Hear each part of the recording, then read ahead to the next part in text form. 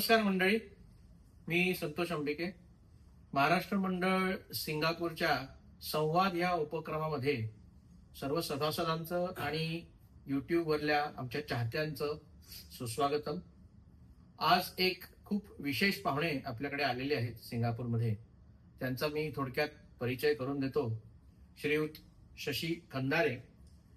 शशी खंदारे हे पुण्याचे आहेत आणि त्यांना जवळजवळ 20 वर्षांचा रंगभूमी आणि चित्रपटसृष्टीचा अनुभव आहे. सिंगापूरमध्ये त्यांचं येणं जे झालंय ते भारतीय उच्चायुक्ताने इथे फिल्म फेस्टिवल म्हणजे चित्रपट महोत्सव आयोजित केलेला आहे. त्याच्यामध्ये सर्व भारतीय भाषांचे चित्रपट प्रदर्शित होणार आहेत. आणि विशेष म्हणजे शशीजींचा पहिला चित्रपट म्हणजे त्यांनी संपूर्णपणे लिहिलेला, दिग्दर्शित केलेला, निर्माण केलेला चित्रपट हा त्याच्यामध्ये प्रदर्शित होणाऱ्या चित्रपटाचं नाव जिप्सी. थोडीशी ओळख शशीजींची. मी म्हटल्याप्रमाणे जिप्सीची पटकथा, दिग्दर्शन आणि त्यांच्या सौ यांच्याबरोबर त्यांनी सहनिर्माते ह्या रोलमध्ये त्यांनी हा चित्रपट निर्माण केलेला आहे. या चित्रपटाला सर्वोत्कृष्ट चित्रपटाबरोबरच दिग्दर्शन व लेखन यासाठी अनेक महत्वाच्या महोत्सवांमध्ये पारितोषिकं मिळालेली आहेत. तसेच प्रमुख भूमिकेत असलेले यांचेच चिरंजीव कबीर यांनी बाल कलाकाराच्या आणि म्हणजे चित्रपटाचा जो नायक आहे तो बाल कलाकार आहे, त्या बाल कलाकाराच्या भूमिकेमध्ये त्यांनी इतकी छान कामगिरी केली की त्यांना सर्वोत्कृष्ट कलाकाराचे पारितोषिकही मिळालेलं आहे. तर हा संवाद साधण्यासाठी शशीजी, तुम्हाला थोडंसं अगदी अल्प ह्याच्यात सांगायचं म्हणजे महाराष्ट्र मंडळ सिंगापूर आता जवळजवळ आमचं हे 32वे वर्ष सुरू आहे आणि अनेक प्रकारच्या मराठी संस्कृतीच्या पैलूंवरती आमचं लक्ष केंद्रित असतं. त्याच्यामध्ये नाट्यसृष्टी येते, साहित्य येतं, संगीत येतं आणि त्याबरोबर मराठी चित्रपटही येतो. पण अर्थातच मराठी भाषा, मराठी संस्कृती हा आमचा केंद्रबिंदू आहे. आणि त्यामुळे तुमच्यासारखे पाहुणे सिंगापूरला येत आहेत हे आम्हाला जेव्हा कळलं तेव्हा या चित्रपट महोत्सवाच्या अनुषंगाने तुमच्याशी एक संवाद साधावा, तुमचं मनोगत जाणून घ्यावं आणि खास करून चित्रपटाबद्दलची जी पार्श्वभूमी आहे ती तुमच्याकडून समजून घ्यावी या दृष्टीने आम्ही आज हा संवाद साधत आहे.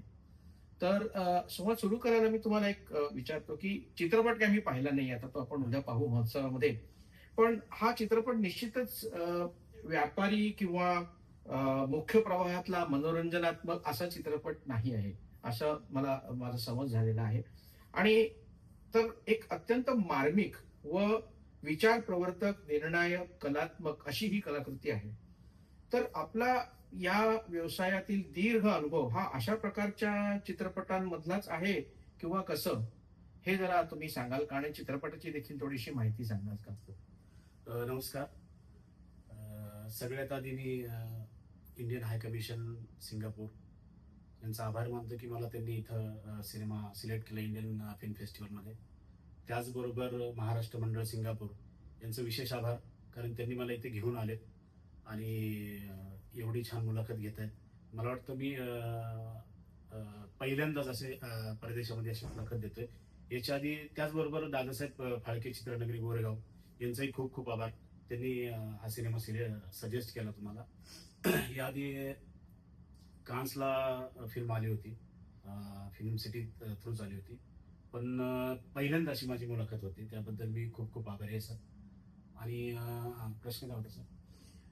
तुमची थोडीशी माहिती, चित्रपटाबद्दलची माहिती, आणि हा एक कलात्मक विभागातला चित्रपट आहे किंवा कसं, ह्याच्याबद्दल काही सांगाल का? हा, माझ्याबद्दल आता तुम्ही जे विचारलं की मी याच्या आधी मी जवळजवळ एक 20-22 वर्षापेक्षा जास्त वर्ष इथे चित्रपटसृष्टीमध्ये काम करतो. मी त्याच्या आधी 2009 पर्यंत थिएटर केलं, 7-8 वर्ष. आणि त्याच्यानंतर मग मी पुढची 12 वर्ष असिस्टंटशिप केली. मी वेगवेगळ्या डिरेक्टर बरोबर असिस्टंटशिप केली. मग बरेच दिग्गज मंडळी होते त्याच्यामध्ये विक्रम गोखले होते, अवधूत गुप्ते आहेत, अशा बऱ्याच लोकांबरोबर काम केलं. त्यांच्याकडून बरंच शिकलो. आणि मग पहिल्यांदा मी जिप्सी हा चित्रपट लिहायला घेतला आणि तो केला. हा, आणि दुसरं तुम्ही त्याच्या बरोबर विचारलं की हा कलात्मक काय होता? कलात्मक दृष्टिकोनातून निर्माण केलेला चित्रपट आहे. म्हणजे कसं असतं की आता चित्रपट सृष्टीमध्ये व्यापारिक चित्रपट किंवा मनोरंजन देणारे चित्रपट आणि कलात्मक चित्रपट असं एक ढोबळ विभागणी झालेली आहे. आता ती विभागणी कशी झाली किंवा त्याची काय पार्श्वभूमी, त्याच्या मागचा विचार काय, हे मला खरोखरच म्हणजे एखादा चित्रपट हा कलात्मक का, हम्म. ह्या प्रश्नाचं उत्तर मला कधीच मिळालेलं नाहीये. हम्म. तर तुमचं त्याबद्दलचं काय मत आहे? हा, म्हणजे खरी गोष्ट आहे सर, ती अगदीच नाही म्हणून चालणार नाही ते. कारण असे जे विषय आहेत, की जे सामाजिक विषय असतात, की आपण ज्याला कलात्मक चित्रपट म्हणतो, समांतर चित्रपट म्हणतो, तर अशा चित्रपटांना थिएटर्समध्ये कलेक्शन म्हणजे बिझनेस एवढा काही होत नाही. तुम्हाला माहित असेल की आपल्याकडे आता बरेच जे कमर्शियल चित्रपट येतात त्याच्या मानाने याचं बिझनेस फार कमी होतो. त्याच्यामुळं निर्मात्यांपासून स्ट्रगल असतो आमच्यासारख्या फिल्म मेकरला, की चित्रपट करायचा आहे तर निर्माता शोधणं, आणि याला निर्माता मिळणं खूप अवघड गोष्ट असते. तर तिथपासून स्ट्रगल सुरू होतो आणि मग तो थिएटरला लागतो. थिएटर पण मराठी चित्रपटाला बऱ्यापैकी म्हणजे मिळायला खूप अडचण येते. पण आता जे चित्रनगरी आहे, दादासाहेब फाळके चित्रनगरी, त्याच्यासाठी खूप चांगलं काम करते. पण भविष्यामध्ये मला वाटतं की हे सगळे प्रॉब्लेम सगळे सॉल्व्ह होतील. तर पण ती खरी गोष्ट आहे सर, की ते टाळता येणार नाही की जे आर्ट फिल्म्स आहेत ते जरा करणं अवघडच गोष्ट आहे. आणि गंमत अशी होते की बऱ्याच वेळेला आर्ट फिल्म म्हणलं ना की शोकांतिका असते हम्म. किंवा एखादा सामाजिक प्रश्न त्याच्यामध्ये हाताळलेला असतो. खुद्द चित्रपटामध्ये अंधार असतो हम्म. आणि नेमकीच पात्र असतात. हम्म. पण हे सगळं मला अगदी लहानपणी असताना वाटायचं. त्याच्यानंतर मी बरेच चित्रपट पाहिले, व्यापारी पाहिले, मराठी हिंदी सगळे पाहिले. त्याच्यामध्ये एक चित्रपट आला नारबाची वाडी. हो. मला असं वाटलं की तो कलात्मक, खरं म्हणजे तो कलात्मक चित्रपट आणि इतका छान सुंदर विनोदी चित्रपट, हो. आणि तो कलात्मक विभागामध्ये येईल का, तो खरी यायला पाहिजे. हो हो. पण तो व्यापारी याच्यामध्ये आहे का कलात्मक, हाही प्रश्न माझ्यासमोर होता. हा. तर मला म्हणजे म्हणून हा प्रश्न होता. पण मला वाटतं तुम्ही म्हणालात तसं तो प्रश्न खरोखरच अवघड आहे. हे ज्याचं त्याने समजून हा. घ्यायचं असतं. काय काय कला, तर जसं रंगभूमीवरती सुद्धा प्रायोगिक रंगभूमी आणि व्यावसायिक रंगभूमी असं लोक म्हणतात, पण जे त्यातले अगदी खूप दिग्गज आहेत त्यांना तो कदाचित फरक खूप छान कळतो. माझ्यासारख्याला तो कळणं जरा कठीण जातं. पुढचा प्रश्न तुम्हाला विचारतो की म्हणजे हा जो विषय तुम्ही सांगितला त्याच्याबद्दलच, की या चित्रपटाची कथा आणि खुद्द चित्रपट काढण्याची प्रेरणा ही तुम्हाला कशी काय मिळाली? म्हणजे जसं अजरामर व्यक्तिचित्र जेव्हा लोक लिहितात, पु ल म्हणा किंवा जुन्या काळातले वपू म्हणा, यांना लोक सगळं त्याने विचारतात की काय हो तुम्ही ह्याला, तसं तुम्ही ज्योत्या ह्याला तुम्ही प्रत्यक्षात कधी भेटला आहात का, किंवा कधी पुस्तक तुम्ही त्याचं एखाद्या त्या कथेचं वाचलं आहात का? आणि दुसरं म्हणजे असं की हे त्याचं जे नाव जे आहे ते अतिशय सूचक आहे चित्रपटाचं, जिप्सी, आणि इंग्रजी नाव आहे, हो. मराठी नाव नाहीये. तर त्याची सुद्धा थोडीशी पार्श्वभूमी हो, सांगा. नक्कीच सर. चित्रपट म्हणजे हा चित्रपट मला सुचण्यामागचं कारण असं की मी 10वी पर्यंत माझं जे खेडेगाव आहे, मी आता पुण्यामध्ये राहतो, 22 वर्षापेक्षा जास्त वर्ष झाली. त्याच्या आधी मी गावाकडे होतो. 10वी पर्यंत माझं एक खेडेगाव आहे सोलापूर जिल्ह्यामध्ये. तर तिथं असताना मी हे जे ग्रामीण सगळ्या गोष्टी आहेत त्या अगदी जवळून बघितलेल्या आहेत. त्याच्यामध्ये मग बरेच वेगवेगळे म्हणजे जाती असतील, समाज असतील, हे असतील. तर त्याच्यामध्ये एक भटका समाज म्हणजे डोंबारी समाज जो आहे ज्याच्यावरती आपली फिल्म आहे.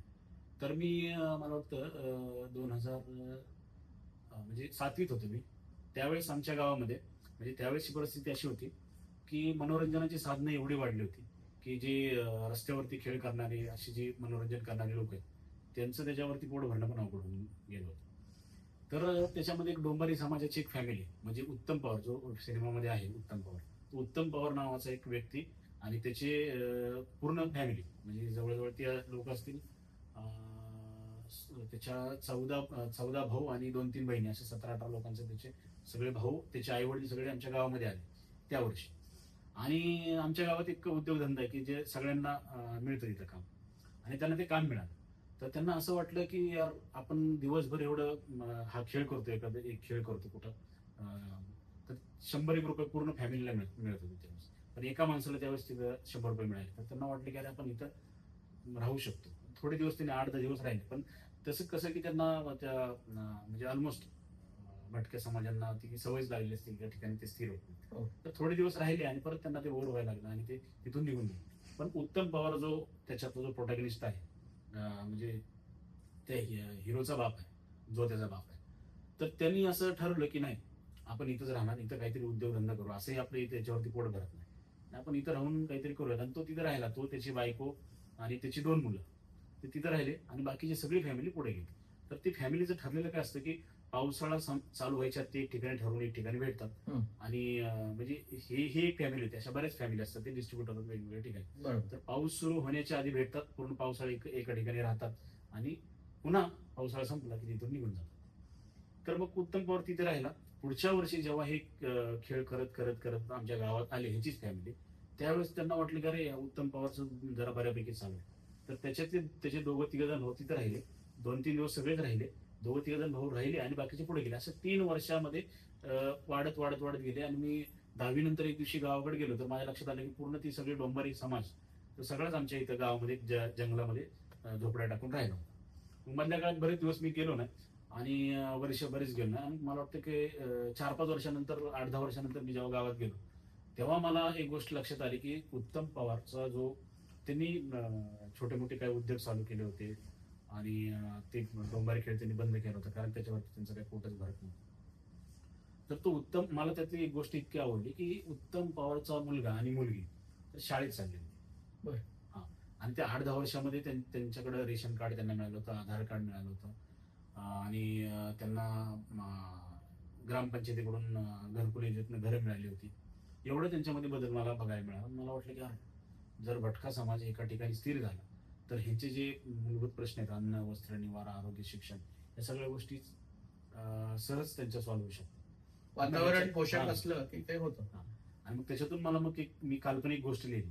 तशी ही रिअल गोष्ट नाही, काल्पनिक गोष्ट आहे. मग ती काल्पनिक गोष्ट, तो जो छोटा मुलगा आहे जो त्याला धरून ती काल्पनिक गोष्ट लिहिली, असा तो सिनेमा केला. वा. आणि म्हणजे खूप छान तुम्ही हा. समजावून सांगितली पार्श्वभूमी. हा. आणि मला असं विचारायचं होतं की म्हणजे आता चित्रपट जी कल्पना तुम्हाला पहिल्यांदा जेव्हा सुचली त्याच्यानंतर तुम्ही पेन हातात घेतला असेल, लिहायला घेतले, तेव्हापासून तर आजपर्यंत हा जो प्रवास झालेला आहे, आता तुम्हाला इतके मान सन्मान मिळाले, पारितोषिकं मिळाली, आंतरराष्ट्रीय क्षेत्रात सुद्धा पारितोषिकं मिळाली. तर हा प्रवासाबद्दल आम्हाला थोडंसं सांगा. म्हणजे चित्रपट निर्मितीचा हा जो प्रवास आहे त्याच्याबद्दल आम्हाला थोडंसं सांगा.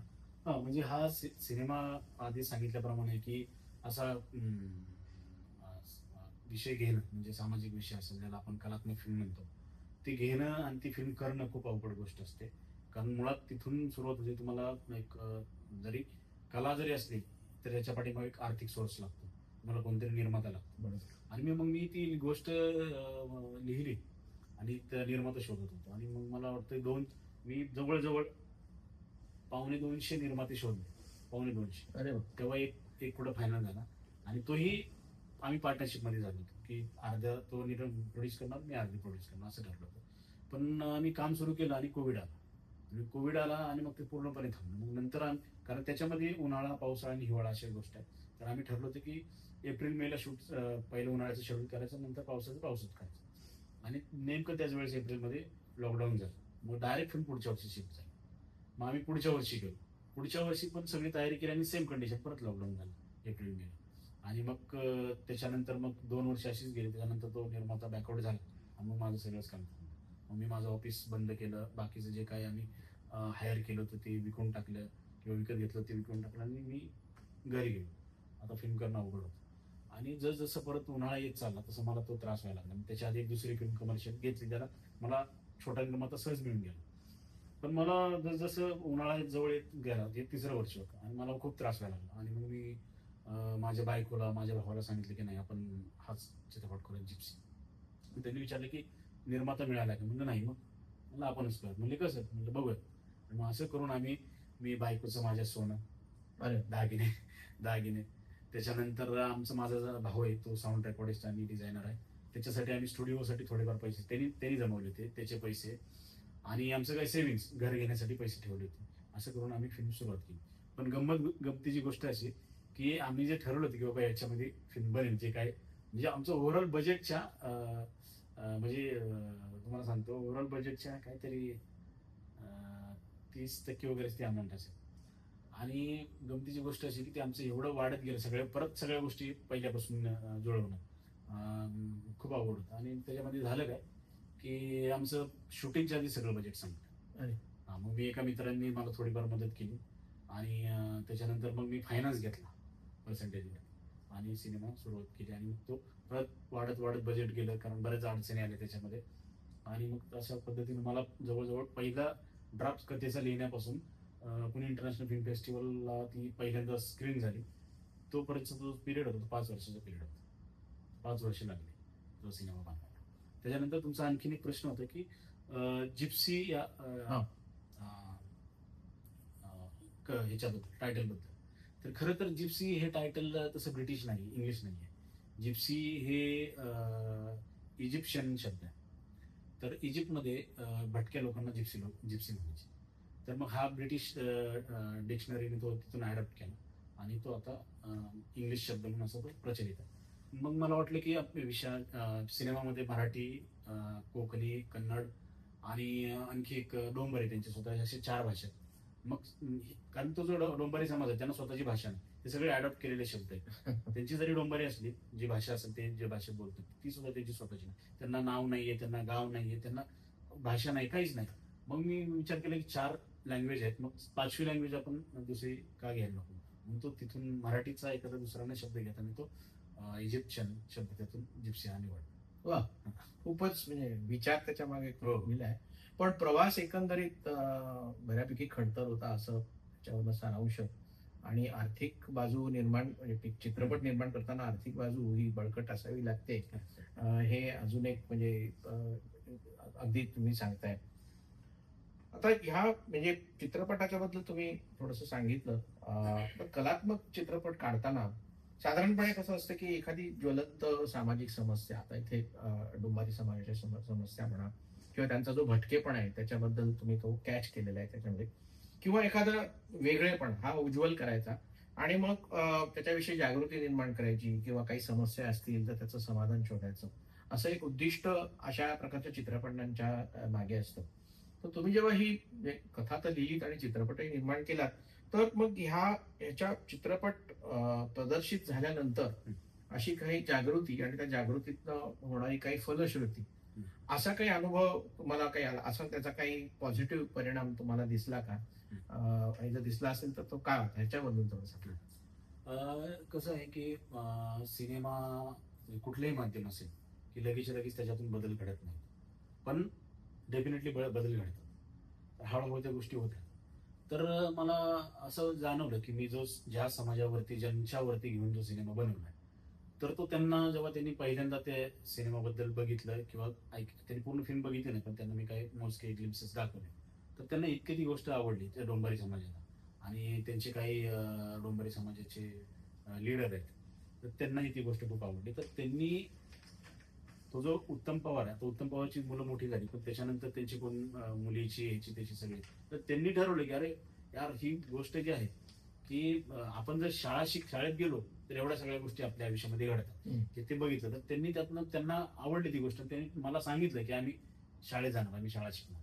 मग पुढे ते किती शिकले किंवा काय नाही, पण ते तिथं तरी वाटलं. त्याच्यानंतर ऑडियन्स मध्ये पण बऱ्याच गोष्टी घडल्या. आता गोरेगावची फिल्म सिटी आपली दादासाहेब फाळके चित्रनगरी, त्यांनी एक नवीन उपक्रम चालू केला की रससाद मंडळातर्फे एक सिनेमा दाखवतो. तर गेल्या महिन्यामध्ये तिथं तो स्क्रीन केला होता आणि तिथं बरेच मंडळी आली होती आणि त्यातल्या ऑडियन्सला इतके आवडले, तिथंही हाऊसफुल झाला होता. त्यांना इतके चित्रपट आवडले की त्यातली बरीच लोक सांगितलं की आम्ही येतानाच योगा की तिथं एक डोंबारी समाज, आम्ही येताना रस्त्यावरती ते डोंबारी खेळ करत होता, आम्ही त्याच्यावरती सिनेमा बनवला. तर आता आम्ही इथून गेल्यानंतर आम्ही त्यांना आमच्याकडून काय मदत करता येईल का ते आम्ही 100% करू आणि तुम्हाला मेसेज करून सांगू. पण माझा त्यांनी नंबर घेतला आणि त्यांनी आम्हाला सांगितलं की आम्ही त्यांना आर्थिक तर केली, पण त्यांना अजून काही गोष्टी हवेत का, म्हणजे बाकीच्या गोष्टी ह्याच्याबद्दल सर्व्हाइव्ह करण्यासाठी, तर तेही करायला ते तयार झाले. तर ही गोष्ट मला फार नाही म्हणजे आपण जे फलश्रुतीबद्दल बोललो, आणि ती स्टेप बाय स्टेपच असते, तुम्ही म्हणाल तसं विधायक असते, त्याला वेळ लागतो. पण आणि ह्याच्याबद्दल तुम्हाला पण खूप समाधान वाटलं असेल, निश्चितच दिसतच आहे तुमच्या चेहऱ्यावर. छान, अतिशय छान. जिप्सीचं जिप्सी कलाकार मंडळी आहेत, पडद्यावरचे कलाकार खास करून, त्याच्यामध्ये तुमचे चिरंजीव आहेत कबीर. आणि मगाशी बोलताना तुम्ही मला म्हणालात की केवळ 9 वर्षाचं वय आहे त्याचं, आणि अशा लहान वयामध्ये इतकी म्हणजे त्यांनी भूमिका इतकी सुंदर केली आणि त्याच्यात ती कलात्मकता अशी ती चमवून आली आहे वर, आणि त्याला इंटरनॅशनल फिल्मफेअर अवॉर्ड त्याच्यासाठी मिळालेले आहे. खूपच घवघवीत यश आहे आणि इतक्या लहान वयामध्ये. तर ज्या वेळेला आता तो काही इथे नाही आपल्या बरोबर, पण जेव्हा तुम्ही त्याला सांगितलं की अरे राजा तुला पारितोषिक मिळालंय, तर त्याला कसं वाटलं आणि त्याची प्रतिक्रिया काय होती ते तुम्हीच सांगा. आणि थोडस जिप्सीचा चित्रपटाचे जो कास्टिंग आहे सगळं त्याच्याबद्दलही थोडस आम्हाला सांगा. नक्कीच. कास्टिंग बद्दल असं आहे की मी मुळात फिल्म करताना असं ठरवलं होतं की फिल्म बघताना, चित्रपट बघताना तुम्हाला ऑडियन्सच्या पॉईंट ऑफ व्ह्यू की तुम्ही चित्रपट बघता असं वाटलं नाही पाहिजे की अरे हे तुमच्या आजूबाजूलाच घडते, माझ्या कुठेतरी आजूबाजूला घडते, काय म्हणता? असं वाटलं पाहिजे. हम्म. म्हणून त्याच्यामध्ये बऱ्याच गोष्टी आहेत. म्हणजे त्याच्यामध्ये सिनेमामध्ये म्युझिक अजिबात नाहीये. सगळं जे आहे ते सगळं साऊंड डिझायनिंग वरती सगळं सिनेमा दिसतो, त्याच्यामध्ये म्युझिक नाही. तर बाकी ही गोष्टी त्यांचा परफॉर्मन्स असेल अगदी रिअल आहे. त्याचं कास्टिंग जे आहे ते सगळे कलाकार त्यातले, ते सगळे त्याच्यातले ऍक्च्युली त्यांनी कोणीतरी एखादा फिल्म मध्ये ज्युनियर आर्टिस्टचं काम केलं होतं किंवा आवड असणारी एक दोन लोक होती, अशी लोक सगळी कास्ट केलेली आहे. तर सिनेमाचा त्यांना फार काही अनुभव नव्हता किंवा कॅमेराचा अनुभव नव्हता, असे सगळे कास्टिंग केले. तर त्याच्यामध्ये त्याचा जो बाप आहे तोही तसाच आहे, त्याची आई आहे. त्याच्यानंतर त्यांच्याबरोबर एक म्हातारा व्यक्ती असतो, म्हातारा माणूस असतो, तो त्याचा कोणी नसतो पण त्यांच्या पाठीमागे सतत तो आलेला असतो, तो मुकबधीर असतो. त्यांचं कास्टिंग आहे. आणि सगळ्यात महत्वाचं जोत्या, ही सगळी लोक अशी माझं डोक्यात होतं की ज्यांना कोणी पडद्यावरती बघितलं नाही अशी लोक त्याच्यामध्ये घ्यायची. कारण जर तुम्ही बघितलं असेल आधी त्याच्यावरती तर तुमच्या डोक्यात असतं की अरे हा एक इमेज असते तुमची त्याच्या डोक्यामध्ये, पण तो मग तो कॅरेक्टर वाटत नाही. म्हणून आम्ही मग ते विचार केला मी की अशी सगळी कास्ट करायची लोक की भले मग ते नॉन आर्टिस्ट असतील, ऑलमोस्ट सगळे नॉन आर्टिस्टच आहेत. त्यांनी बऱ्यापैकी लोकांनी कधी काम केलं नव्हतं आणि नंतरही त्यांनी कधी काम केलं, असं सगळं कास्ट केलं. तर सगळ्यात महत्वाचं जे कॅरेक्टर होतं तो जोत्याच आहे. ऍक्च्युली खरं तर जोत्याच्या ऐवजी तिथं मुलगी होती. हो बर. तिथं मुलगी होती आणि तिचं कास्टिंग सगळ्यात आधी आम्ही केलं होतं जेव्हा सिनेमाला सुरुवात झाली. मी मगाशी बोलल्याप्रमाणे की मला 2-3 वर्ष सिनेमा पुढं पोस्टपोन झाला. तर मग त्याच्यामध्ये झालं काय की ती जी मुलगी होती छोटी, तिला जिम्नॅस्टिक येणं गरजेचं होतं. म्हणजे तिची जी कसरतीचे खेळ करतात ना त्याच्यामध्ये, हो. तर ते येणं गरजेचं म्हणून तिला क्लासेस लावले होते आणि बऱ्याच गोष्टी होत्या. आणि मग ते 2 वर्ष पोस्टपोन झाल्यामुळं किंवा ते क्लासेसमुळं किंवा अजून आणखीन काही गोष्टी तिच्या फॅमिलीच्या पण होत्या, त्याच्यामुळे झालं का आम्ही जेव्हा सिनेमा रिअल मध्ये शूट करायला आलो तेव्हा तिची खूप हाईट वाढली, ती खूप मोठी दिसली. आणि मेन जो युएसपी होता सिनेमाचा तो होता की इनोसंटनेस, हो. त्या कॅरेक्टर निरागस. निरागस, आणि ती राहिलीच नाही त्याच्यात. मी तिला त्या घेऊन सिनेमा करणं शक्यच नव्हतं. मग आम्ही अगदीच मग खूप शोधाशोध केली. मी रिअल मध्ये जे भटके समाज आहेत त्यांच्याकडे पहिल्यांदा गेलो, त्यातल्या त्या मुलींना घेतलं, कारण त्यांना ते ऑलरेडी कसरतीचे येत होते, पण त्यांना ऍक्टिंगचं म्हणणं नाही. म्हणजे ऍक्टिंगचं आपण करून घेऊ, पण मग त्यांच्यात ती एका जागी थांबण्याची कॅपॅसिटी नव्हती. आम्ही एका फॅमिलीला आमच्या ऑफिसमध्ये आणून पण ठेवलं होतं, तर ते 2-3 दिवसामध्ये न सांगताच गायब झाले. अच्छा. मग ते अवघड होऊन गेला झालं होतं. आणि मला वाटतं 1-1.5 महिना राहिला होता का शूटिंगला. आणि मग एक दिवशी मी ऑफिसमध्ये काम करत होतो आणि रविवार होता. कबीर ऑफिसमध्ये आला होता, आपला काहीतरी तो लॅपटॉप वरती काहीतरी करत बसला होता, बघत होता काहीतरी चित्र काढत होता. आम्ही विचार करत असताना अशी परिस्थिती होती की आता अजून ह्या वर्षी पण फिल्म होणारच, कारण ती लीड कास्टिंगच मिळत नाही. आणि अचानक माझ्या लक्षात आले की अरे आपण जर मुलगीऐवजी मुलगा घेतला तर फिल्म होऊ शकते. आणि मग विचार केला की यस, आपण कबीरला घेऊ आणि हे कॅरेक्टर करूया. पण मग परत ती गोष्ट आली की अरे आउटसोर्सिंगच्या जमान्यात तुम्ही इनसोर्सिंग केलं. हा. तर मग परत ती गोष्ट आली की तो जो आम्ही 1-1.5 वर्ष घालवलं होतं ती सगळं जिम्नॅस्टिक करायला, त्याची ती बॉडी लवचिक करायला, ते शक्य नव्हतं कबीरकडनं करणं. मग मी विचार केला की मग एक गोष्ट आहे आपण एक करू शकतो. ऑडियन्स म्हणजे माझा तो विचार होता की ऑडियन्स ह्या गोष्टीकडे लक्ष न जाता कुठल्या गोष्टीकडे आपण त्यांना होल्ड करू शकतो, तर ते ऍक्टिंग कबीरची. आणि मग मी त्याच्यावरती भर दिला, कबीरच्या ऍक्टिंग वरती. आणि ती इतकी चांगली झाली की आता त्याला म्हणजे फिल्मला तर खूपच आवड मिळाली, पण सगळ्यात जे मोठा भारतातला आवड आहे राष्ट्रीय 71वा राष्ट्रीय पुरस्कार, तो कबीरला सर्वोत्कृष्ट बालकलाकार मिळाला. क्या बात. असं. आणि त्याची प्रतिक्रिया कशी काय होती फिल्म कळल्यावर? त्याला म्हणजे खरं सांगायचं तर म्हणजे त्याला मी जेव्हा सांगितलं की यार त्याच्या आधी एक गोष्ट सांगायची मला एक इच्छा आहे की कबीरनी जिप्सीमध्ये पहिल्यांदा काम केलेलं नाही. त्यांनी माझ्या आधी बऱ्याच शॉर्ट फिल्म्स मध्ये केलेलं काम. बरं, अच्छा. फक्त माझेच केलं होतं, शॉर्ट फिल्म्स केलं होतं. तर एक त्याच्या आधी आम्ही एक शॉर्ट फिल्म्स करत होतो. तर ती करत असताना एक सुरमा नावाची शॉर्ट फिल्म होती. त्याच्यामध्ये एक त्याचं महत्वाचं कॅरेक्टर, तर लीड नव्हतं पण महत्वाचं कॅरेक्टर होतं. आणि तो कबीर त्यावेळेस आहे ना 2 वर्षाचा होतो मी जेव्हा त्याला सांगितलं होतं. आम्ही शूटिंग केलं तेव्हा ती 1 वर्षानंतर झाली, तो 3 वर्ष झाली. पण 2 वर्षाचा असताना मी त्याला सांगितलं की हे बघ, तुला एक गोष्ट सांगतो म्हणून. संध्याकाळी आम्ही सगळे बसलो होतो. त्याला सांगितलं नाही की आपल्याला फिल्म करायची किंवा तू हे कॅरेक्टर करणार आहे. त्याला एक गोष्ट सांगायला सुरुवात केली आणि ती इतकी मी त्याला सांगत गेलो की शेवटी तो इतका हे झाला की तो रडायला लागला, जोर जोरात रडायला लागला. हो, हो. आणि रडून त्यांनी उलट्या केल्या. बापरे. आणि हा, आणि म्हणलं बाबा तो जो मुलगा आहे तो असा असा ठेवू नका, तो छोटा मुलगा. म्हणलं का नाही, ते त्याला परत तुम्ही असं हे दाखवा. तो इतका त्याच्यामध्ये इन्व्हॉल्व झाला. आणि मग मी त्याला नंतर सांगितलं म्हणजे की स्ट्रॉंग दाखवा किंवा हा, म्हणजे त्याच्यामध्ये तो मुलगा हरवतो आणि त्याच्या आई वडिलांना सापडत नाही असं. हा, हा. आणि ते त्याला खूप हार्ड झालं. म्हणजे सुरुवातीपासून काही गोष्टी होत्या, ते शेवटचं खूप हार्ड झालं. मला नाही तो मुलगा दाखवाच तुम्ही त्याच्यामध्ये, बरोबर. परत सापडतो असं. आणि मग मी त्याला म्हणलं ठीक आहे, पण हे कॅरेक्टर तुला करायचंय. मग मी त्याला स्वप्न दाखवलं की हे जर कॅरेक्टर तू चांगलं केलं तर तुला नॅशनल अवॉर्ड मिळेल. तर अरे वा. नॅशनल अवॉर्ड म्हणलं, नॅशनल अवॉर्ड काय असतं? तर म्हणजे त्याला माहित नव्हतं. तो 2 वर्षाचा होता.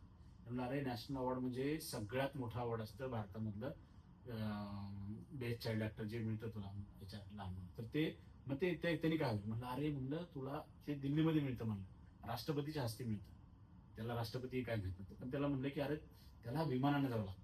म्हणलं हो, मी परत गच्चीमध्ये गेली गॅलरीत जाऊन ते विमान बघतो, त्याच्यामध्ये बसून जायचं म्हणलं. आणि तेवढंच नाही म्हणलं, तू त्याच्यामध्ये गेल्यानंतर त्या एअर होस्टेस आहेत ना, त्या ट्रे घेऊन येतात, त्याच्यामध्ये किंडर जॉय असतात आणि ते इंग्लिशमध्ये म्हणतात excuse me sir, do you want Kinder Joy? आणि तू सगळे जरी किंडर जॉय घेतले तरी तुला ते काय म्हणतात. म्हणलं खरं का बा? म्हणलं हो. यस म्हणला, मी हे करणार. आणि त्याने फार कमाल काम केलं. ते त्यावेळेस त्याला नॅशनल मिळाला नाही, पण नॅशनल त्याला त्याने मग मधल्या काळात बऱ्याच शॉर्ट फिल्म्स वगैरे केलं, पण त्याला नॅशनल मिळालं ह्याला, जिप्सीला. आणि मला आनंद ह्या गोष्टीचा वाटतो अजून एक, की हे जे त्याचं स्वप्न होतं, आम्ही जेव्हा दिल्लीला चाललो होतो, मी ऑलरेडी सगळं प्लॅन केलं होतं. मी स्वतः किंडर जॉय घेऊन गेलो होतो, ते होस्टेसला सांगितले. आणि मी सांगितल्यानंतर त्याने ते अनाऊन्स केलं आणि ते ट्रे घेऊन आले आणि खरोखर बोलले आणि त्यांनी ते घेतलं. मी ते शूट केलं क्या बात. आणि त्याच्या अकाउंटवरनं, माझ्या अकाउंटवरनं फेसबुकला मी ते टाकलं होतं. वा. असं ते आहे. फारच छान. म्हणजे मला 2 गोष्टी याच्यातनं अशा कळल्या. एकतर त्याच्याबद्दल कळलं, हम्म. दुसरी गोष्ट की तुम्ही जे स्वाभाविक वातावरण निर्मिती ही तुमचं जे उद्दिष्ट होतं हम्म. ते सफल झालं या जिप्सीच्या चित्रपटाच्या ह्याच्यातनं, कास्टिंगच्या ह्याच्यातनं.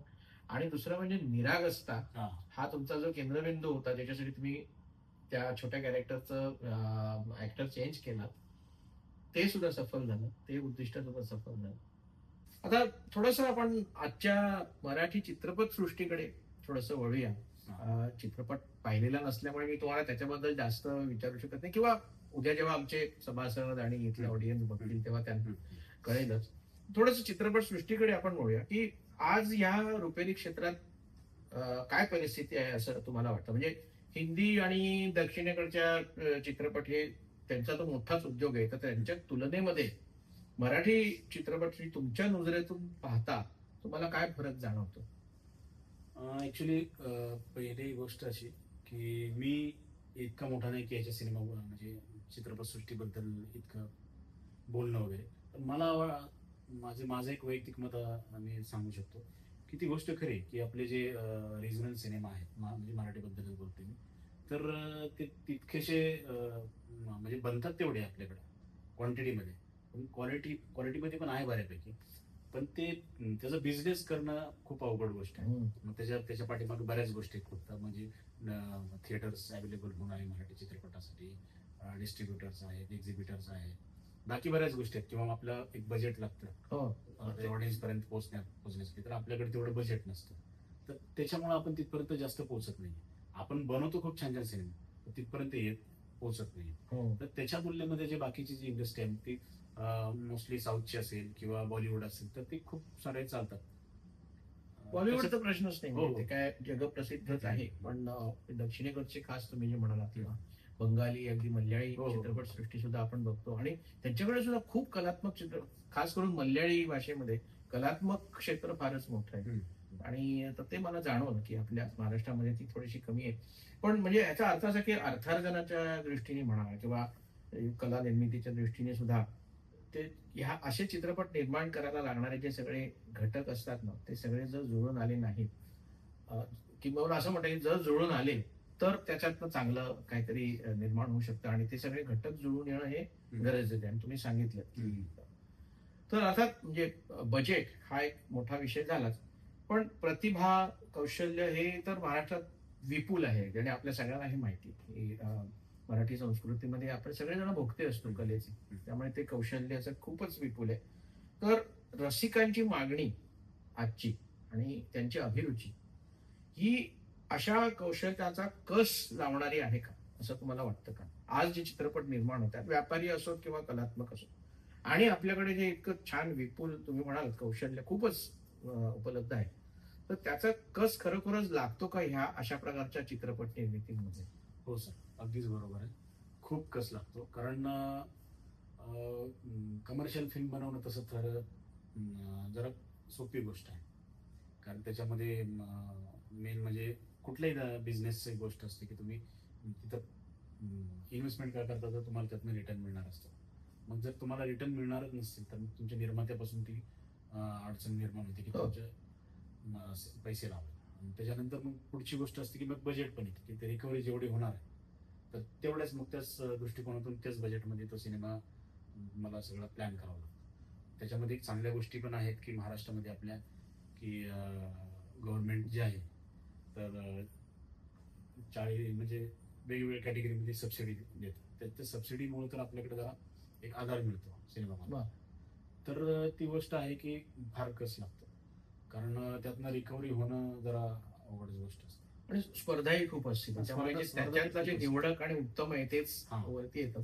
नक्कीच. पण त्यालाच एक धरून मग एक आता अगदी 60-70 वर्षांपासूनचा जर मराठी चित्रपटसृष्टीचा काळ आपण बघितला तर वेगवेगळ्या विषयांचे वेगवेगळ्या जॉनरचे चित्रपट येऊन गेले. म्हणजे एक काळ असा होता की लावण्याच होत्या, म्हणजे सगळे चित्रपट लावणीवाले असायचे, तमाशा लावणी. त्याच्यानंतर काही नागरी आयुष्यावरती फोकस करणारे असे होते, म्हणजे आता अशोक सराफ साहेब म्हणा किंवा सचिन पिळगावकर साहेब म्हणा, ह्या लोकांचे जे चित्रपट बघितले ते सगळे नागरी जीवनावरती केंद्रित होते. तर आता महाराष्ट्राचं कसं आहे की आपण बघतो की संस्कृती, आपली भाषा आपण पाळली पाहिजे, आपली संस्कृती पाळली. तर हे सगळं जर आपल्याला ठेवायचं असेल तर महाराष्ट्राला आणि आपल्या भाषेला कशा प्रकारच्या चित्रपटांची गरज आहे असं तुम्हाला वाटतं? म्हणजे कसे असावेत ते चित्रपट, त्याला पोषक असे? अगदी बरोबर आहे तुम्ही आता जे बोलल्याप्रमाणे.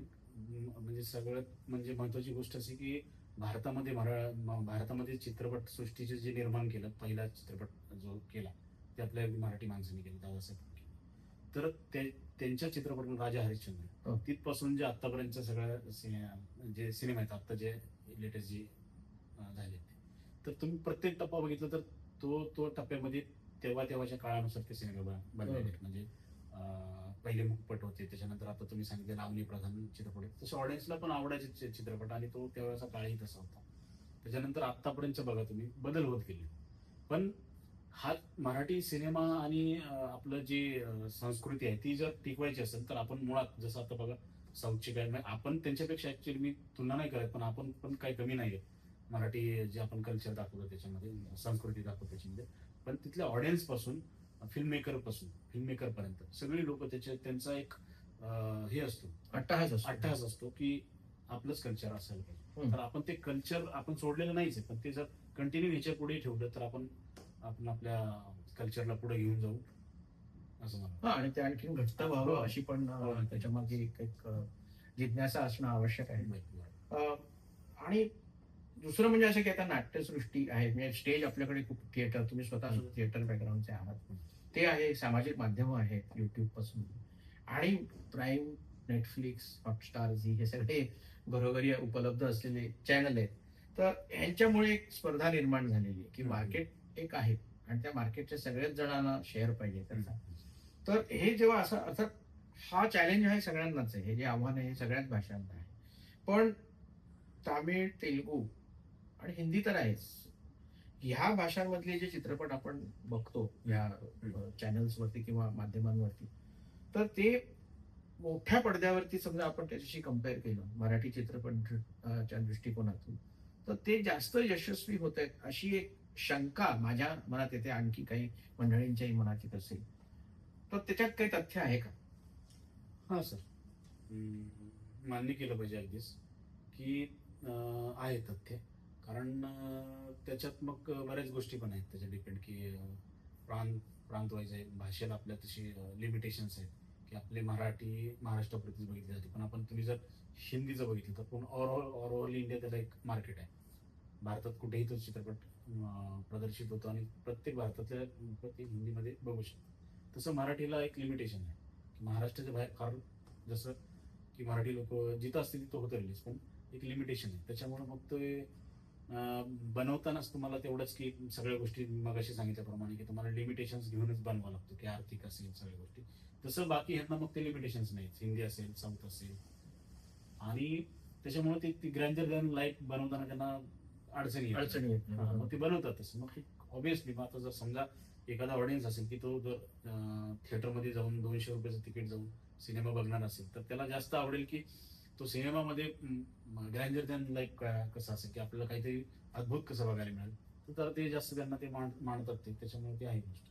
हा, आणि एक पॉझिटिव्ह याच्यातनं म्हणजे खूपच सकारात्मक चांगला फायदा असा आहे की प्राईम काय नेटफ्लिक्स काय याच्यामध्ये तुम्हाला पाहिजे असलेल्या भाषेत तुम्ही त्या चित्रपटाचा ऑडिओ लावू शकता. हा, बरोबर. हा एक खूप मोठा फायदा. हो. त्याच्यामुळे तुमचा जर चित्रपट हा कलात्मक दृष्ट्या खूपच वरचढ असेल हम्म. तर तो सगळ्याच ऑडियन्सना आवडेल. भाषेचा तिथे एक अडसर येत नाही. बरं. हा एक फार मोठा फायदा आता निर्माण झालेला आहे, आणि मला असं वाटतं की त्याचा फायदा चित्रपट निर्मात्यांनी अगदी भरपूर करून घ्यावा असंही. म्हणजे त्याच्यामुळे काय होईल की आपण तुम्ही म्हणाल तसं आपल्याकडे कौशल्य भरपूर आहे, हो. पण ते दिसलं पाहिजे लोकांना आणि ते चांगलं उमललं पाहिजे असं. आणि ह्याला धरूनच एक म्हणजे दुसरा एक असा प्रश्न ह्याला जोडून असा आहे की बऱ्याचशा या भाषांमध्ये ना थरारक चित्रपट निघतात. म्हणजे अगदी राष्ट्रवाद, देशभक्ती किंवा थरारक राष्ट्रभक्ती, हम्म. त्याच्यामध्ये मग थोडासा हिंसाही असते वगैरे. बघतो आता हिंदी हो. काय, तामिळ काय, तेलुगू काय, सगळ्या भाषांमध्ये तसे चित्रपट येतात. आणि थोडक्यात म्हणजे ऍक्शन किंवा थ्रिलर मूव्हीज ते सगळे मोस्टली व्यापारी पिक्चर असतात. तर यांचा अगदी सतत पुरवठा असतो आणि त्यातले बरेचसे चित्रपट चांगला धंदाही करतात, त्याच्यात काही वाद नाही. पण मराठीमध्ये अशा व्यापारिक क्षेत्रामध्ये आणि व्यावसायिक क्षेत्रामध्ये खास करून किंवा कलात्मक क्षेत्रात सुद्धा असे रहस्य प्रधान म्हणा किंवा आधुनिक दृष्ट्या थ्रिलर म्हणता येईल असे मराठी चित्रपट मी स्वतः तर फारसे पाहिलेले नाहीत. हम्म. आणि तसे येत नाहीत, तर त्याला काय मुख्य कारण आहे? म्हणजे बजेट हे कारण आहे का, अभिरुची जी आहे पाहणाऱ्यांची तो एक अडसर आहे? म्हणजे काय अडसर काय आहे त्याला?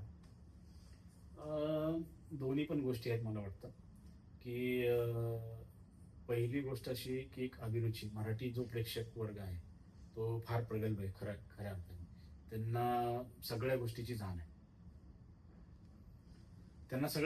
आहे, मराठी प्रेक्षकांना. त्याचं म्हणजे साहित्यामध्ये असेल सगळ्याच आहेच. तर उच्च प्रतीची अभिरुची हा, आहे. हा. त्याच्यामुळे त्यांचं एक हे आहे, त्याचं काय म्हणतात त्याला, कोणता सिनेमा बघायचा किंवा काय त्यांचं एक ठरलेलं आहे. बरोबर. हा. त्याच्यामुळे त्यांचं एक त्याच दृष्टिकोनातून सिनेमा बनले तर ते जाऊन बघ. आणि दुसरी गोष्ट अशी, दुसरं काय विचारलं तुम्ही? नाही तर म्हणजे ह्या आपल्या मराठी चित्रपट सृष्टीमध्ये असे चित्रपट येत नाही. हा. म्हणजे येतात पण फारच कमी येतात. मी आता उदाहरणार्थ हिंदीचं जाऊ द्या, हिंदीबद्दल हा. मी बोलतच नाही, पण मल्याळम भाषेतले तुम्ही बघितलं तर त्यांचे रहस्यप्रधान जे चित्रपट असतात ना हा. अतिशय उत्कृष्ट असतात. हा. त्यांचे काही थ्रिलर असतात, म्हणजे मर्डर मिस्ट्रीज म्हणा किंवा तेही अतिशय छान असतात. हम्म.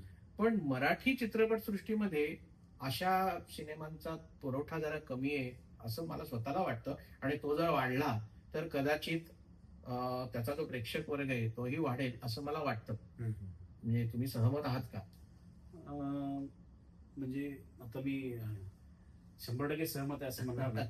कारण त्याच्या पाठीमागे पण आता मी बोलल्याप्रमाणे की मराठी जो प्रेक्षक वर्ग आहे तो फार प्रगल्भ आहे. हो. आणि त्यांचं ठरलेलं असतं की कोणत्या प्रकारचे सिनेमा बघायचे, कारण त्यांचं खूप वाचन आहे, खूप बऱ्याच सगळ्या गोष्टी. ही पहिली गोष्ट आहे. त्याच्यामुळं त्याच्या व्यतिरिक्त काय सिनेमा बनतो म्हणजे काय की तुमची आवडती गोष्ट बनली तर तुम्ही बघायला जाता. बरोबर. ती पहिली गोष्ट आहे.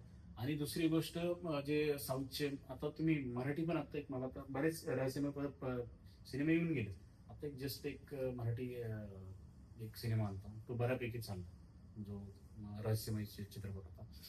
पण त्याच्यामध्ये आता मी परत तीच गोष्ट येते की बजेटची. हो. कारण असे सिनेमे बनवायचे म्हणजे की परत सगळं बजेट लागतं. त्याच्यामध्ये मग टेक्निकली खूप स्ट्रॉंग लागतं. त्याच्यामध्ये VFX असतं, सगळी बाकीची टेक्निकली सगळ्या गोष्टी असतात आणि ते बनवायचं एक बजेट लागतं. ते बजेट आपल्याकडे लिमिटेशन्स च्या बाहेर गेलं तर मग ती परत रिकव्हरीची गोष्ट असते, म्हणून ते डोक्यात ठेवूनच ते बनले जातं. त्याच्यामुळं मग बाकीच्या सिनेमा जे आहेत बाहेरचे बनतात ते तेवढे ग्रँजर बनवले जातात, म्हणून आपण बऱ्यापैकी मग ते बघतो असं. बरोबर. आता या सिंगापूरच्या चित्रपट महोत्सवामध्ये तुम्ही आलेला आहात आणि आम्ही खरोखरच उद्या चित्रपट बघण्यासाठी फारच उत्सुक झालेलो. मी स्वतः तर फारच उत्सुक झालोय. तर इथे असं सहभागी होऊन तुम्हाला कसं वाटतंय ते थोडंसं आम्हाला सांगा. पण मुख्य म्हणजे जिप्सीच्या या यशानंतर पुढचा मानस तुमचा काय आहे? म्हणजे चित्रपट काढण्याविषयी तुमचं काही विशिष्ट धोरण आहे का? काही दृष्टिकोन आहे का? काही सोहळं ओवळं त्या बाबतीत आहे का? सगळ्यात आधी मी परत एकदा आभार मानतो इंडियन हाय कमिशनचं की त्यांनी मला इथं बोलवलं. त्याचबरोबर महाराष्ट्र मंडळ सिंगापूरचाही खूप खूप आभार. दादासाहेब फाळके चित्रनगरीचाही खूप आभार. आणि तुम्ही जे आता मला विचारलं की सोहळं काय म्हणतो साहेब. नाही, मी तुमचा जो आता हा तर इतका यशस्वी झाला हा. चित्रपट, तर पुढचं तुमचा मानस काय आहे? हां. पुढचं पाऊल तुम्ही कुठल्या दिशेने घेणार आहात ते आमच्याबरोबर थोडस शेअर कराल का? आणि त्या बाबतीत तुमचं काही असं एक विशिष्ट धोरण आहे का की मी अशा प्रकारचे चित्रपटच काढणार किंवा हे सोहळं ओवळं मी पाळणार? हां हां हां. सगळ्यात आधी त्याच्या आधी एक तुमचा एक प्रश्न होता, त्याच्याबद्दल सांगतो की तुम्हाला कसं वाटलं. खरं तर मला खूप भारी वाटलं इथे येऊन. मला फार बोलता येत नाही खरं सांगायचं तर. पण सिनेमा मला चांगला करता येतो हे मी आत्मविश्वासाने सांगू शकतो. उद्या तुम्ही दिसतच आहे ते. घवघवीत यश मिळालेलं आहे तुम्हाला. तर तुम्ही उद्या चित्रपट बघितल्यानंतर तुमच्या लक्षात येईल की हा जेवढा बोलला त्याच्यापेक्षा चित्रपट चांगला केलेला आहे. तर मला खूप भारी वाटलं की इथं तुम्ही बोलवलं, मुलाखत घेतली माझी. दुसरी गोष्ट अशी की तसं माझं काही ठरलेलं नाहीये की आपण असेच विशिष्ट चित्रपट करावे. पण मला एक सामाजिक जाणीव आहे. मी ज्या कल्चरमध्ये वाढलो आणि मी जवळून बघितलं सगळ्या ह्या गोष्टी, तर एक सामाजिक लहानपणापासून म्हणजे मी वाचन माझं लहानपणापासून आहे. मी दलित साहित्याचं बऱ्यापैकी वाचन केलेलं आहे.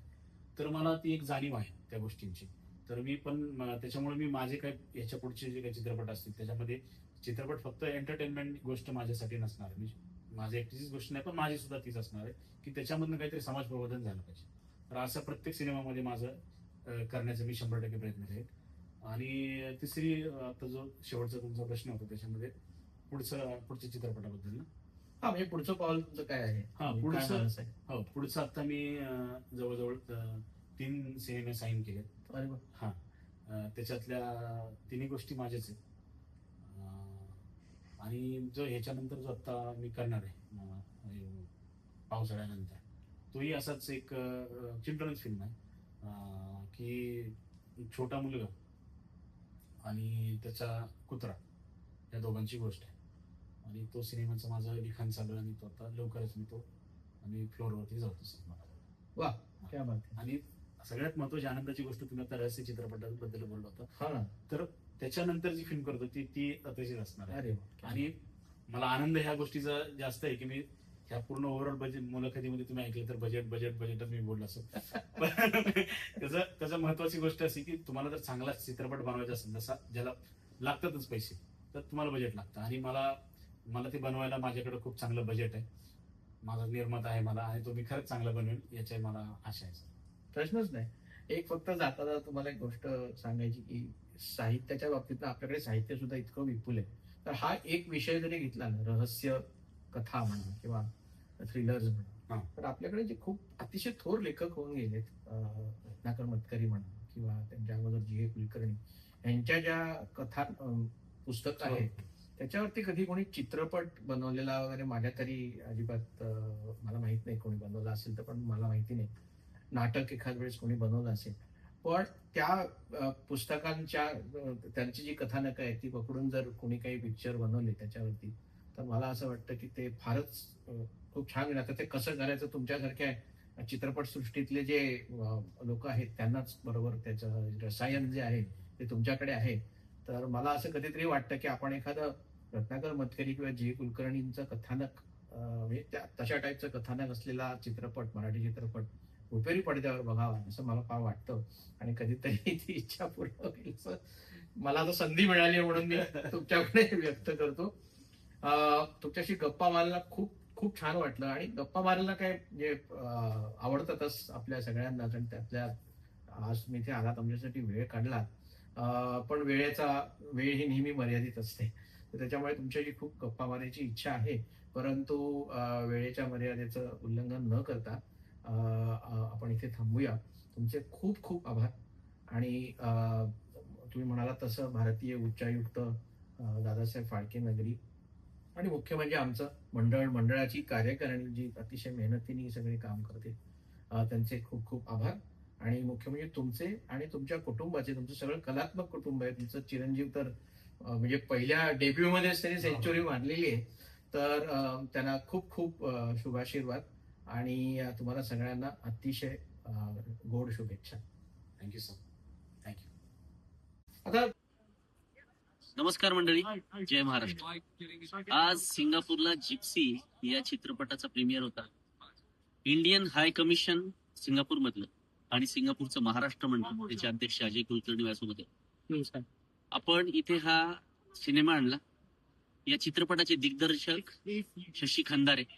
विशेष म्हणजे या चित्रपटाच्या बाल कलाकाराला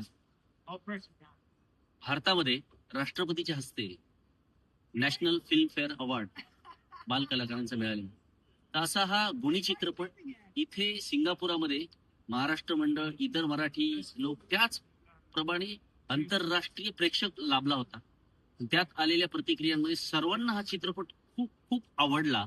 त्यासाठी सर्वप्रथम शशी तुमचं अभिनंदन.